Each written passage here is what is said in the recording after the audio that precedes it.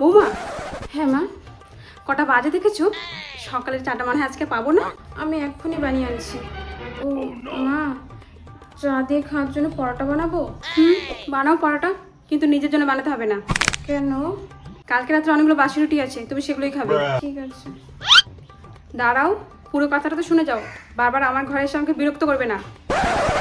আজকে দুপুরে ডাল বানাবে, আলু মাখা বানাবে, সাথে আলু ভাজাও বানাবে, আর একটু চচ্চড়ি, একটু ঘন্ট বানাবে, আর চাটনি বানাবে, ঠিক আছে? মা বলছিলাম কি, ফ্রিজে তো মাছ আছে, একটু মাছের ঝোল করি। মাছ? না না, ওটা আমার মেয়ে আসবে তার জন্য রেখেছি। মাছের দিকে লোভ দিয়েছে। যাও এখন। মা, আপনাকে না একটা কথা বলার ছিল, বলবো? আমার ক্রিমটা না শেষ হয়ে গেছে, একটা ক্রিম এনে দিবেন? আপনি তো মাসের খরচ আনেন। ক্রিম লাগবে? কেন? কদিন আগে তো এনে দিলাম। ওটা তো শেষ হয়ে গেছে। এই মাসে আর হবে না, এই মাসে আমার কাছে টাকা নেই। তার মধ্যে যে গরম পড়েছে, এই গরমে আর ক্রিম মাখতে হবে না। এমনি ওবার দেখতে তুমি কনসা সুন্দর। যাও। ঠিক আছে, লাগবে না। মা, আমার বাবার বাড়ি থেকে ফোন করেছিল। আমার মা আর বাবা না এখানে আসতে চায় একটু আমার সাথে দেখা করতে। আমি কি হ্যাঁ বলবো? তোমার বাবা মা আসবে?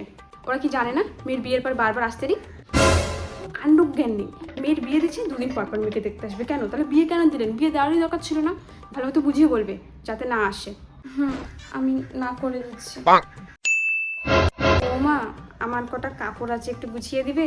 কাজগুলো হয়ে যাবে, তারপর আপনার কাজ করব।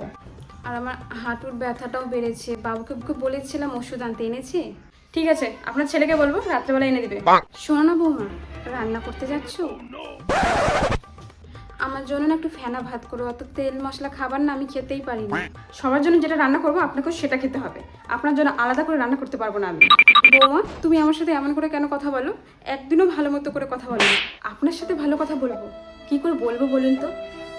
আপনি ভুলে গেছেন তাই না? যখন আপনার কাছে সংসারের দায়িত্ব ছিল, আপনি আমাকে দুই চোখে দেখতে পারতেন না। আমাকে বাসি রুটি খাওয়াতেন, আমাকে দিয়ে সব কাজ করাতেন। আমার তাতে না কোনো আপত্তি ছিল না। শুধু একটু হাসি মুখে কথা বলতেন, দুটো মিষ্টি কথা বলতেন, ব্যাস আমি তো তাতেই খুশি হয়ে যেতাম। আপনি সেটা বলতেন না। কেন বলতেন না? আপনার এই সম্পত্তি সব কিছু আপনার মেয়ের নামে লিখে দিবেন, সেই আপনাকে দেখাশোনা করবে। কই? সেই তো আমার ঘাড়ে এসে পড়েছেন, আমি আপনার সেবা যত্ন করছি। এই জন্য কথাই আছে, যদি কম বয়সে বৌমার সেবা না করেন, শেষ বয়সে সে বৌমার সেবা চাইবেন, তা কি করে হবে বলুন তো? মনটা তো আমার ভেঙে গেছে, ওই সময় ভেঙে গেছে। এই মন আর জোড়া লাগবে না।